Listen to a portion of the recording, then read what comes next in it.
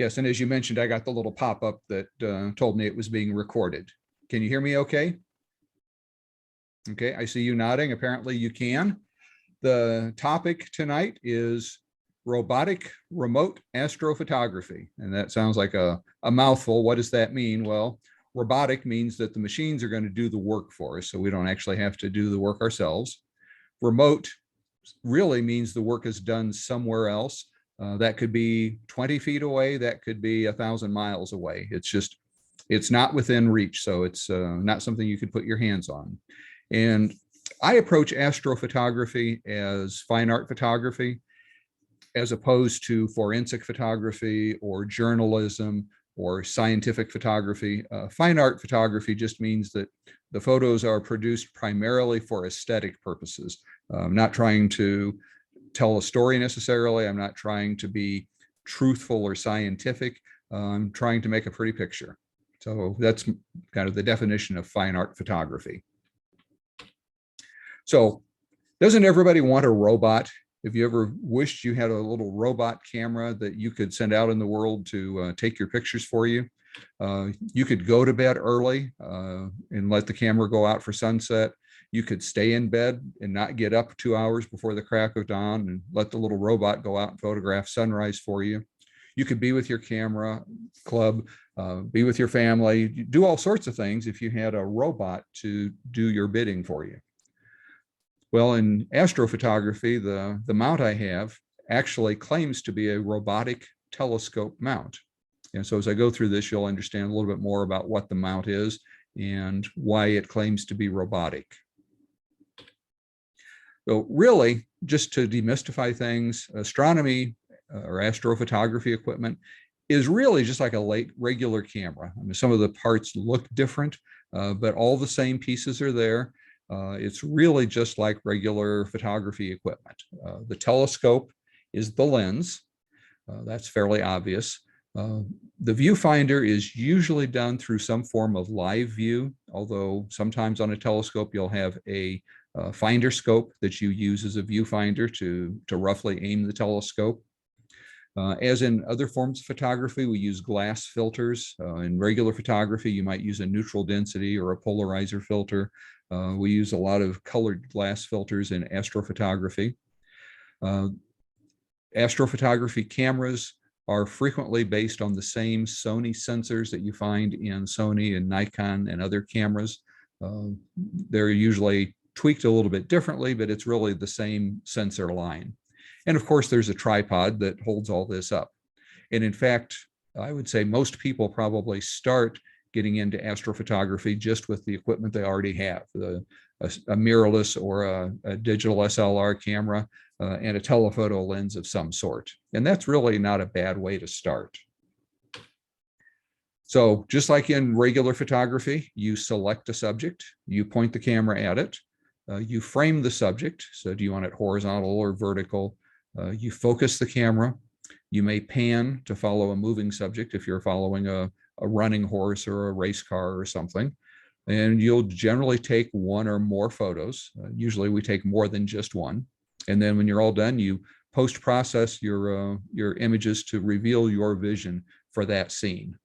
And you do that in astrophotography just like you do in regular photography. The robotic part really is the center 5 pieces: pointing, framing, focus, panning, and then taking multiple photos. You select a subject pretty much like you would select any other subject. There are apps available like Stellarium or Sky Safari that let you visualize what the targets look like and where they are in the sky, because not every target is available in the sky all year long. Some are very seasonal depending on where they are in the sky. If you have a good knowledge of the night sky, you may already be familiar with some of the targets. You may have seen photos of different targets or pieces that appealed to you, and you want a photo of that particular thing. And there's always experts available that you can defer to another astrophotographer or an expert in the field or an acquaintance who is knowledgeable, and get some advice from them if you're looking for something in a particular style or color scheme, for instance. And I would mention going to go back to this. There's a lot of different apparent sizes in the sky. If you look at the image on the right, these are all the same image scale. So the Rosette Nebula, the Seagull, Andromeda Galaxy, compared to the size of the moon, you can see are really much larger than the size the moon appears to be in the sky. So a lot of the nebula that you see are really very large. And in fact, you use a kind of a wide angle telephoto or a wide angle telescope, if that makes sense. A lot of the galaxies are smaller. Andromeda will appear to be the largest galaxy. Most are going to be smaller or quite a bit smaller. People always ask about planets. And in this picture, Saturn is lurking right back here, just to the right of the moon. And if we zoom in on that, you can see that Saturn appears much smaller than the full moon. So when you're photographing small galaxies, or especially if you're photographing planets, you need a lot longer telescope or a lot more telephoto reach than you would need for some of the larger nebula. So here's just a comparison. This is the Heart Nebula on the left, kind of a wide field view where you can really see the heart shape. And on the right is a narrow field taken with a longer telescope. It's a longer focal length that's just focused in on this center part of the Heart Nebula. Likewise, here's a wide field and a narrow field comparison of the Orion Nebula. So it's not unusual for an astrophotographer to have more than one telescope. Frequently, they would have a wide field telescope to use for the larger targets, and then a longer focal length to use for the more of the close-up details. So the first thing you do is point the camera at your target, and generally you're going to use a mount of some sort. And most people prefer a go-to type mount where it can move to point to the target, because you're generally pointing at things that you can't really see very well by eye. The mount is this piece that sits in the center with the tripod below it and the telescope with the camera attached above it. So when we talk about the mount, this is the piece that we're talking about. We frame the subject. Generally, most telescopes will have some method for rotating the camera so that you can rotate it for vertical or horizontal or whatever angle best suits the position of the target in the sky. You focus generally by turning a knob on the telescope itself, and that lengthens and shortens the telescope so that it can achieve focus. And you usually focus using some form of live view.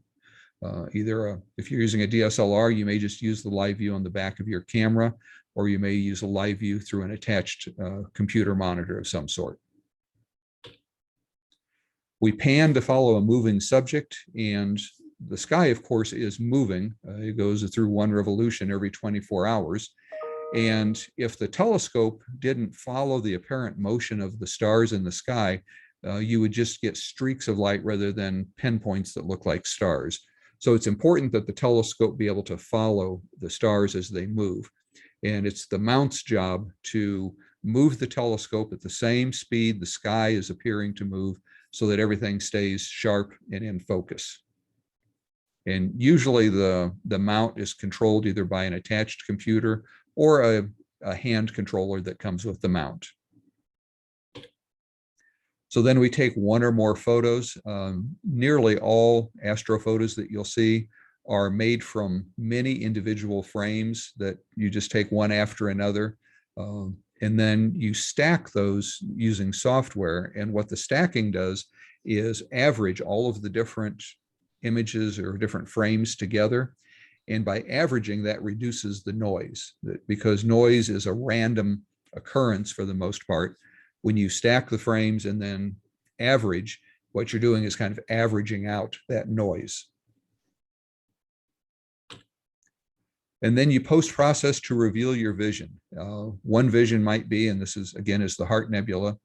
This shows more or less what it looks like. It has a lot of hydrogen and sulfur, so it's very rich in gases that, when they're ionized, glow in this distinctive red color.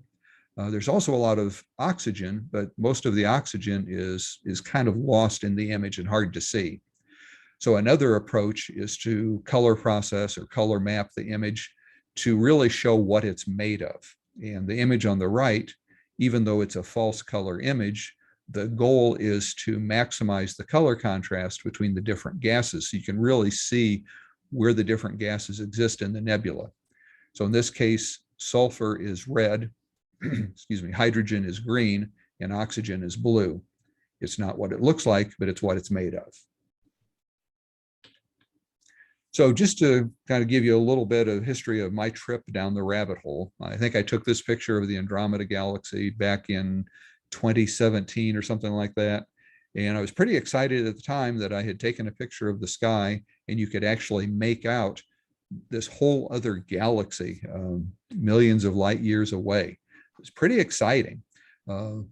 Over the years, I've worked on improving my equipment and my technique, and I think I've been able to improve it over the years. So this is the same Andromeda Galaxy more recently. But notice this little satellite galaxy is even visible in the 2017 version. So the trip down the rabbit hole frequently starts with a star tracker of some sort.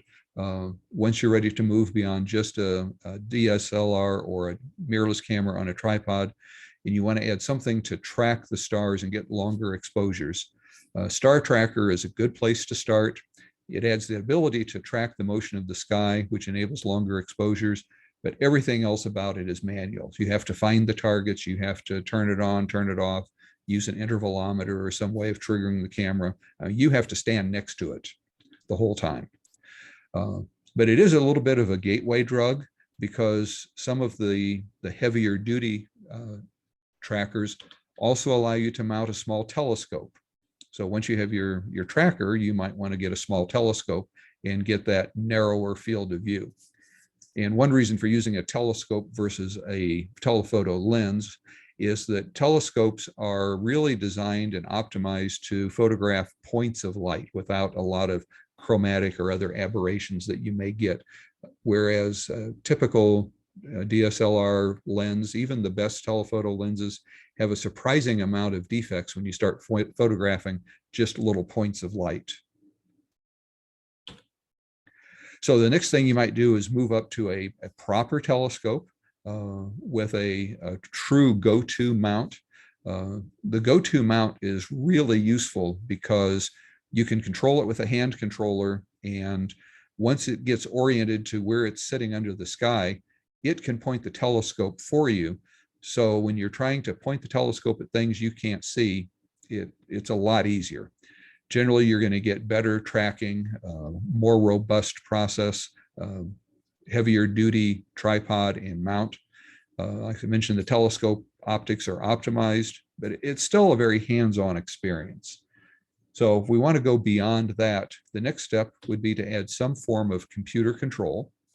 And in my case, what I did was add the ASI Air. So ASI is a product line. ZWO is the company that produces the ASI product line, and the Air is this particular product. And it's a little red box that houses a Raspberry Pi computer, which is just a little computer on a board. They're very inexpensive, but it is programmed to really do one thing, and that's to control a telescope and a mount. But it can find and follow the target of your choice, so you don't have to. It doesn't have a keyboard or a monitor. It uses a phone or a tablet as the input device. So it sets up a little Wi-Fi local network that's good for about 20 feet or so. You attach your phone or tablet to that Wi-Fi network, and you can now get about 20 feet away so that you can stay inside where it's warm, or you can sit in your car and listen to the radio, watch TV. You can start to step away from it, and it will take control of the mount to some extent. It also supports auto guiding. Now that's a big step up from just a tracking mount that tracks the sky.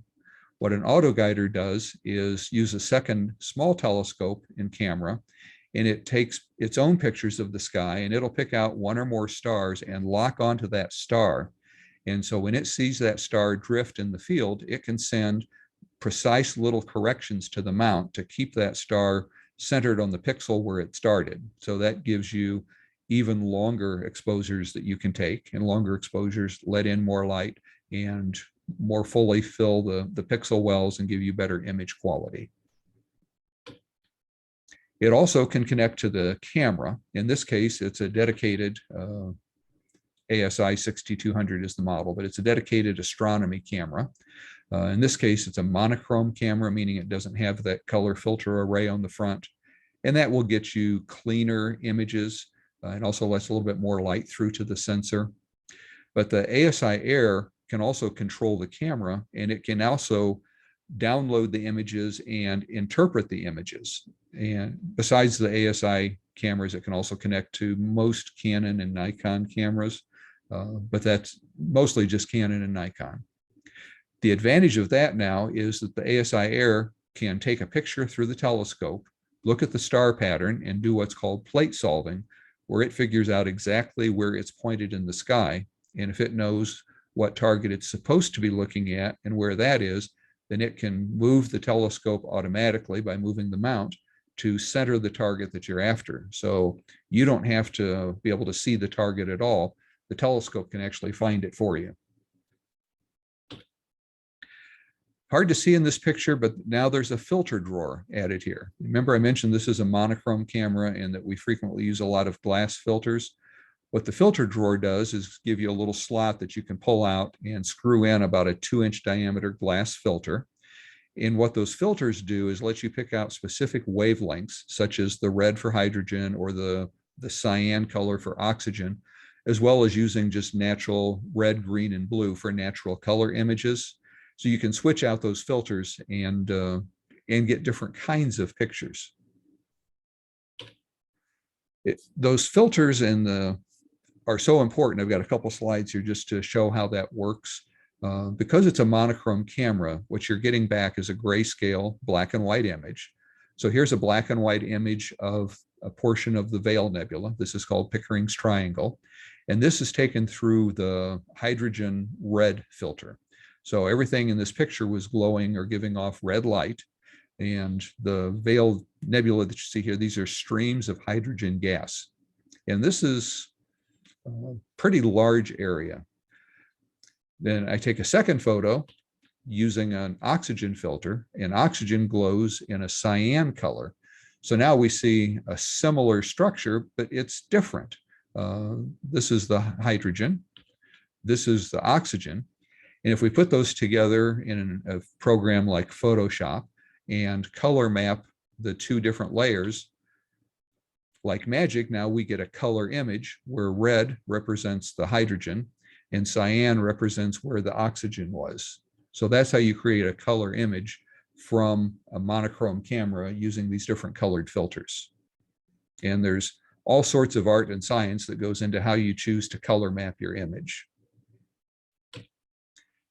This is another example. This is using what's commonly known as the Hubble Palette, because it was first used for the Pillars of Creation that was photographed with the Hubble back in, I think, 1997. In this case, sulfur is color mapped as red, hydrogen is green, oxygen is blue. And when you put those four layers together with the stars on top, you get this Hubble color palette that maximizes the color separation in the different elements, so you can really see what it's made of. So glass filters are so important, we might want to graduate from using a color filter drawer to a filter wheel. So in this case, we have a carousel that holds 7 different filters, and it mounts between the camera and the telescope. And that's almost always where you would put the filter, right in front of the camera, because the telescopes get so large, it would be very expensive and unwieldy to put a filter on the front of the telescope. So instead, it sits at the smallest point right between the camera and the telescope. But on command, then the filter wheel will turn and position the desired filter right in front of the camera. So we're getting further and further away from having to stand next to the telescope while it's running. The last piece here is an autofocuser. Some telescopes are sensitive to temperature changes and they will change focus through the night.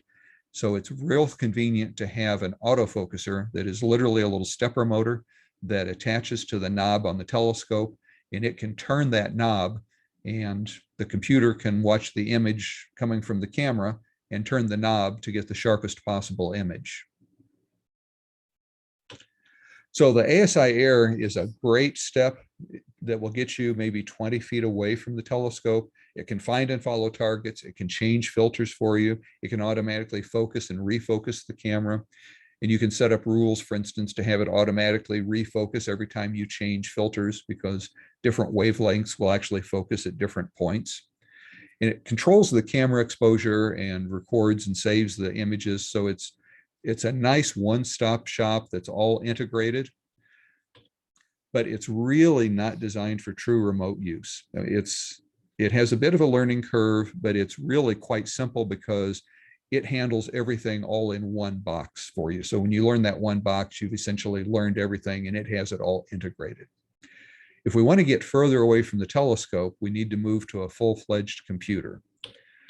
So in my case, I switched to the Intel NUC, which in this picture is mounted right on top of the telescope. And it's a little bit bigger than the ASI Air, but it's not huge.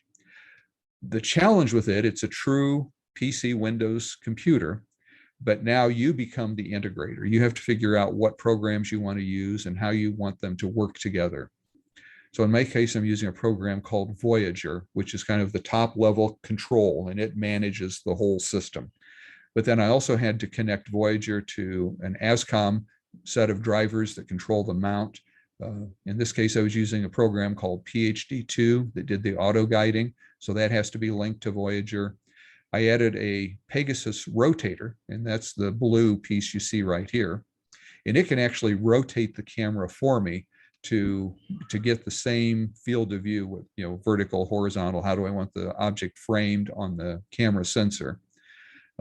We've got the filter wheel, a focuser, and then using another program called ASTAP for plate solving. And that's where you take the picture and figure out what it's looking at. So all that has to be integrated and connected to Voyager for it all to work. So it's a little bit more daunting because you become the integrator.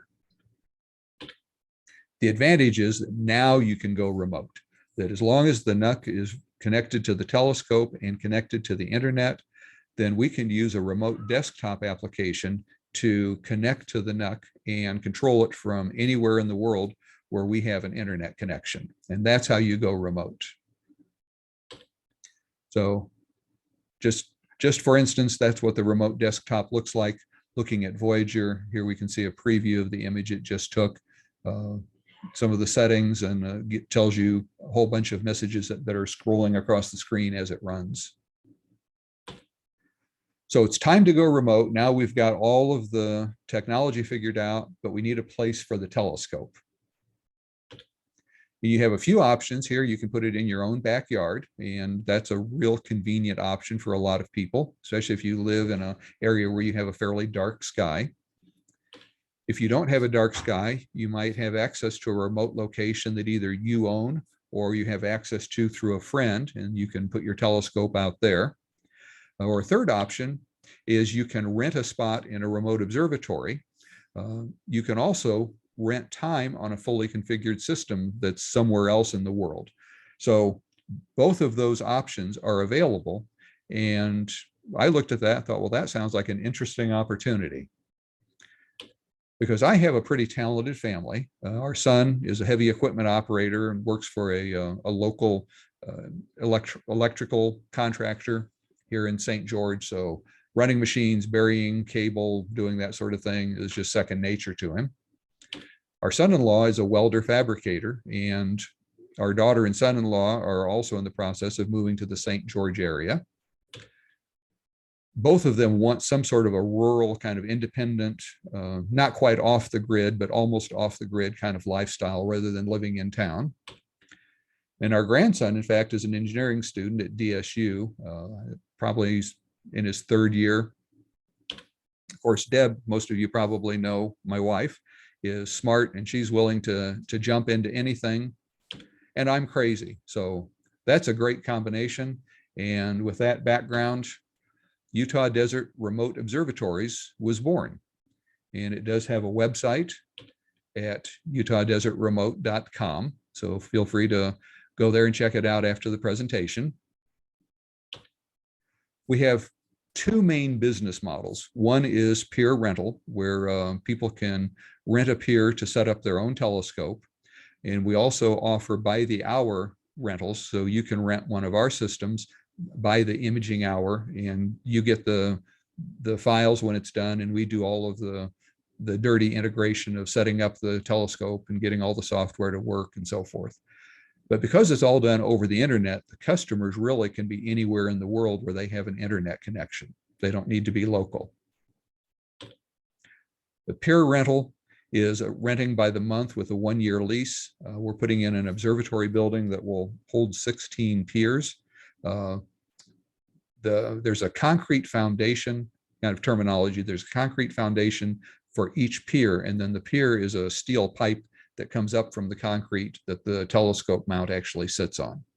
So we're providing a concrete foundation, power, internet. We'll control opening and closing the observatory.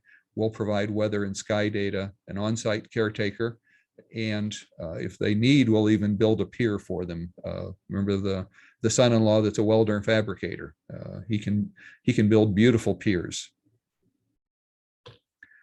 So this is a kind of an engineering rendering of what the building will look like. The arched part is what covers the telescope floor, and then there'll be an office building on it'd be the west side on what would be the front. But then at nightfall, this part of the roof will actually slide off and reveal the telescope floor. And these circles show the clearance required for each one of the piers. So the center of each donut or each slice of pineapple on the grill would be a telescope pier. The by the hour imaging is great for somebody who wants to do the imaging, but maybe they don't have the right equipment for what it is they want to image. And maybe they'd like to dabble in monochrome or narrowband imaging, and they're currently using a DSLR or a color camera of some sort. We generally would meet with the customer on Zoom to go over their imaging session and provide any advice or consultation that's needed to help pick out the target, the filters, the orientation, and we kind of preview how the target would be oriented in the field of view of the telescope, number and length of the sub-exposures, the individual exposures. And then we also live stream the sessions so that the customers can actually watch it live as it's running. And in fact, we live stream most nights when we're shooting something. You'll be able to watch it on our YouTube channel. And then in the end, all of the files are sent to the customer. They get their files. We don't share files back and forth. So their session is their session. So it's ideal, I say, for someone who's less experienced with the equipment, or maybe they don't have the same kind of equipment, want to try something different. Or maybe it's a birthday, Christmas, or anniversary gift for the favorite geek in your life. And I mentioned we do live stream. We have a YouTube channel at Utah Desert Remote is the name of it, or Utah Desert Remote Observatories. Not a lot there right now, but we are adding more content and tutorials. And I said this is also one place where you can find the live stream. So that's what we're doing, a little bit about how we're doing it.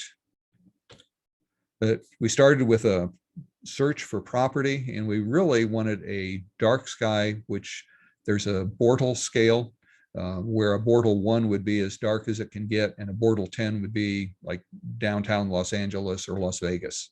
So we really focused on finding something that was a Bortle 2 or better on a light pollution map, had a clear view of the horizon all around, was accessible year-round, so we didn't want to get snowed out during the winter, needed sufficient space to separate from neighbors.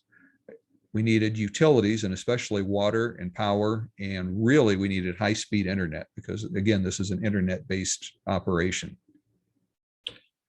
So the value of a dark sky, this is 2 images of the Elephant Trunk Nebula. The one on the left was an attempt to do it from an urban sky here in St. George, which is a Bortle 5, which isn't really all that bad. And on the right is from a Bortle 3 rural sky. And you can see you can get a lot more detail and a lot more separation in the different gases that exist. So we searched all over 4 states and eventually found what we were looking for in this little dark area east of Cedar City, north of St. George. That became the home for Utah Desert Remote Observatories. But it did need a little bit of work. It was a little rough when we took possession.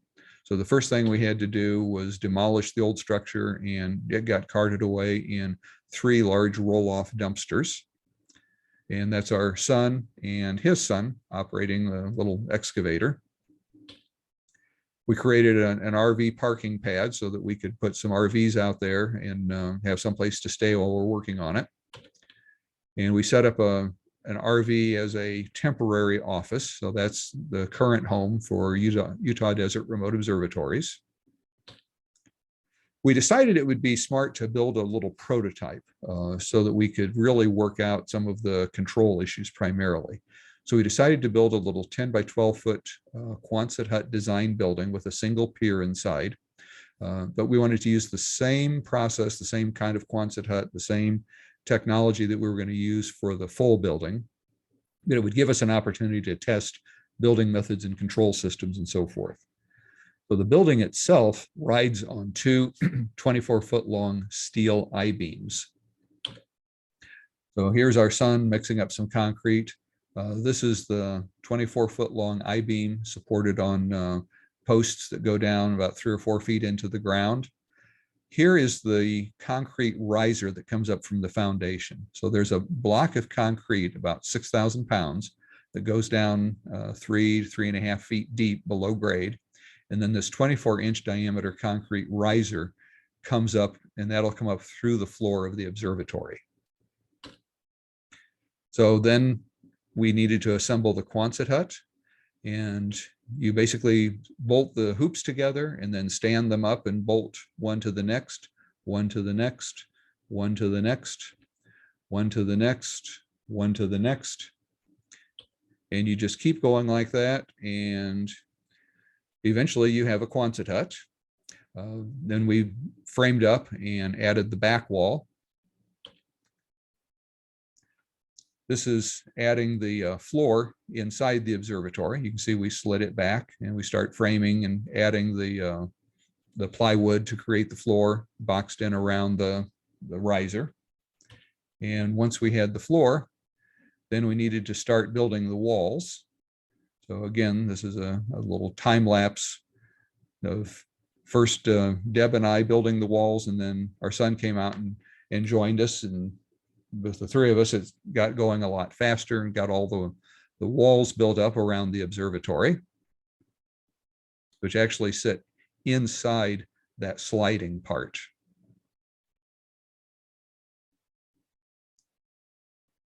And once that's all done, ta-da, you have an observatory building. There it is from the front. And of course, the amazing thing about this is when you say open sesame or push the right button, it slides open and reveals the telescope and the telescope floor underneath. The way it opens up is there's a chain pole attached along the side of the building, and that goes through an opener here that has a little sprocket system that pulls the chain through one way to open it and then pulls the chain back through to close it. But of course, it's what's inside that counts. This is what it currently looks like. This is the top of that concrete riser that comes up through the floor, and bolted to that is a 4-foot tall steel pier. So this is 10-inch diameter steel pipe, 4 feet tall, and we can make that whatever height we need to have the right view. The red thing on top of that is the telescope mount, and then this big gray thing is the telescope itself, and the white telescope on top of that is the auto guider telescope. So the NUC is sitting right here attached to the side of the pier on some unistrut that's attached. And then we also have a second PC inside the building, and that's attached to the weather system. And it also controls the building. So that's the PC that actually takes care of opening and closing the roof. And we have enough clearance that we never have to worry about the telescope being in a position where the roof might bump into it. Then we also have a network controlled power strip that's attached to the far side of the pier. And I can actually go in online and turn individual outlets on and off if I need to power cycle something. In terms of imaging hardware, we have a PlaneWave as the brand, a little over 2,500 millimeter focal length telescope. And that has an integrated rotator and focuser. And attached to that, the little red can at the back is a 64 megapixel monochrome camera. And then a 7-slot filter wheel with luminance, red, green, blue, sulfur, hydrogen, and oxygen filters loaded into it. Part of the observatory automation is a weather system. So we're using the Sky Alert weather system, and that's controlled by that second PC that's in the observatory. And that's also connected to a Sky Roof opener controller. And the controller for the roof is also linked to the weather system. So there are parameters set if the wind is too high for too long, or if it gets too cloudy, or heaven forbid, if we get some moisture, even a drop of rain on the sensor, and that will trigger the roof system to automatically close the roof, whether I'm there or not. And in the future, we'll be adding an all sky camera that gives you a 360 or 180 degree view of the sky in the full 360 around. The website does have a lot of this weather information. So if you go to the utahdesertremote.com and go to the tab called weather, you'll see a clear sky chart forecast for the current night, and also some links to the Weather Channel and the National Weather Service forecasts. As you scroll down on that page, we have some animated satellite views from the Weather Service. We have that chart from the weather system showing you the current and past 24 to 36 hours of weather data of what's been happening at the site, and a couple of closed circuit views of the both north and south sky. And then I use Google Remote Desktop, which, because it's Google Remote, I can access it from my computer, from a tablet, from a phone. Now, pretty much anywhere I have internet connection, I can access the computer that's controlling the telescope, launch the session, stop the session, open, close the roof, whatever needs to be done. I can do all that remotely from anywhere in the world. And Voyager takes care of managing the startup and the shutdown. It completely controls the session from start to finish. If you want to do a mosaic, where you take multiple frames to piece together a larger image, it can handle that. It handles framing the subject and even rotating the camera to the right field of view, manages autofocus. It can automatically take what's called flat frames, which you use to help reduce vignetting. And you can script multiple targets during the night. And then all that is connected to another program called SkyX, which is used for auto guiding and mount control. So typical session, I would schedule what filters I want to use. So in this case, I'm specifying luminosity, and then hydrogen, oxygen, sulfur, and then red, green, and blue. And there's a kind of a graphical representation of what that sequence looks like. I set the exposure time, in this case, 120 seconds, and then 300 seconds for the hydrogen, sulfur, and oxygen. I set the gain, which is kind of like ISO, and then how many frames of each one of those do I want to take? And then the computer can just cycle through this sequence, taking the images for me. And it's saving the images as we go into a Dropbox folder, which is synchronized with my computer at home. So as it's taking the photos, they're automatically getting uploaded through the cloud and downloaded onto my computer at home. This is what the Voyager, they call it drag script, what it looks like. And they call it drag script because it's literally dragging and dropping the elements in place. But basically what it does, there's a script here that tells it to connect all the equipment and then wait until it's almost dark. And when it's almost dark, it'll calibrate the system and figure out the guiding system. Then it'll wait for complete astronomical darkness, at which point it'll start sequence 1. And oh, by the way, if there's an error anywhere along here, it'll send me an email. I can also set it up to send me a text message or even a Skype call. Then it'll go on to sequence 2, sequence 3, sequence 4. When it's done, it'll park the telescope, disconnect all the equipment, and shut down. All of that automagically. So basically, my typical workflow is I'll watch the weather and decide if today is going to be an appropriate day for imaging or not. I'll configure the script for what I want to shoot, typically sometime in the afternoon or evening. And then around sunset, I'll open up the observatory and launch the programs for the night. And then watch TV, eat supper, go to bed, sleep. If I wake up in the middle of the night, I might grab my phone and just check to make sure everything's running okay. But when I get up in the morning, it has done its work and I have fresh files waiting for me in my Dropbox folder that I can just drag into a saved folder, and I'm ready to start post-processing. So just some examples. This is a panorama of the Orion area. Here's the Orion Nebula, the Running Man Nebula, and over here is the Horsehead Nebula, Flame Nebula. And this triptych shows what all of that looks like in the Orion constellation. And all this red background is a huge cloud of hydrogen gas that's glowing red. Here's a little more close-up of just the Orion Nebula and a close-up of just the kind of the hot spot or the brightest part of the Orion Nebula. This is a close-up of the Horsehead Nebula. This is the Horsehead Nebula right here. That's what's called a dark nebula. In the background, the red and so forth is a emission nebula because it's actually emitting light, in this case in the red wavelength. A dark nebula, like the Horsehead Nebula, is actually a big cloud of dust that's obscuring the light behind it. So it appears as a dark shadow where there's no stars, and that's because it's blocking out the stars in the background. Close-up of the Heart Nebula, again in the Hubble Palette. And right next to the Heart Nebula is the Soul Nebula, again using the Hubble Palette. The Helix Nebula, and this is sometimes called the Eye of God, and really a fascinating planetary nebula that was created by an exploding star that threw out all of this gas, and it happens to appear to have this shape.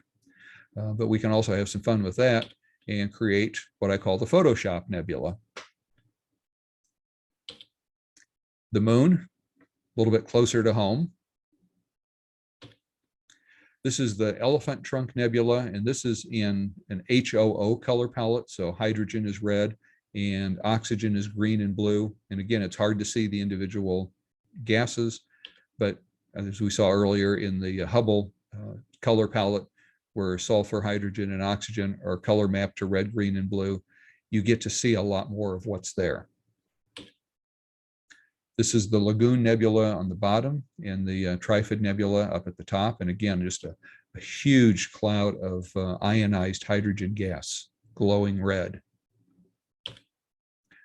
This is the North American Nebula on the left. So this would be the Gulf of Mexico. This is Florida hanging down. And then on the right is the Pelican Nebula. This is also an example of a starless image that frequently in the processing of images, you remove the stars so that you can work on just the nebula and then add the stars back at the end. Sometimes it's interesting to just leave the stars out and let just the nebula be the subject. And like I said early on, I'm approaching this as art photography rather than scientific photography. This is the Bubble Nebula on the left and the Lobster Claw on the right, again in HOO color palette. This is the Seagull Nebula, and this is primarily hydrogen. It's very rich in hydrogen gas with a little bit of oxygen and sulfur, but this is just the hydrogen. This is hydrogen and oxygen. The Flying Bat Nebula is the red background, a big area of hydrogen gas. The blue giant squid is almost exclusively oxygen and very dim. So this image, I think, actually took 4 full nights of imaging just this one target to get both the hydrogen and especially the oxygen. That's about 16 hours on the oxygen and probably about 8 hours on the hydrogen.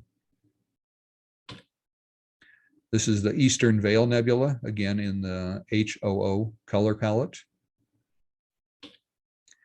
And this is a portion of the California Nebula, which is mostly hydrogen, but it has some other gases mixed in. This is just a portion of it and looking at just the hydrogen gas in this area. This is a wider view of the California Nebula. So the one we just looked at was kind of focused in on this area. This is in a Hubble palette or kind of an enhanced color palette, really trying to bring out the different colors.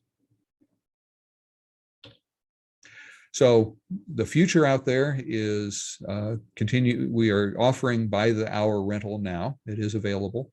We're going to be installing a shop, an office, and the caretaker's house, as well as the main observatory over the next few months.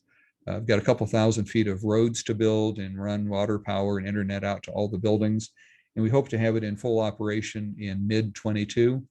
But in the meantime, I'm continuing to do robotic remote astrophotography through the internet, connected to a robotic telescope mount so that I can point the telescope and take images from the comfort of my own home. So with that, are there any questions?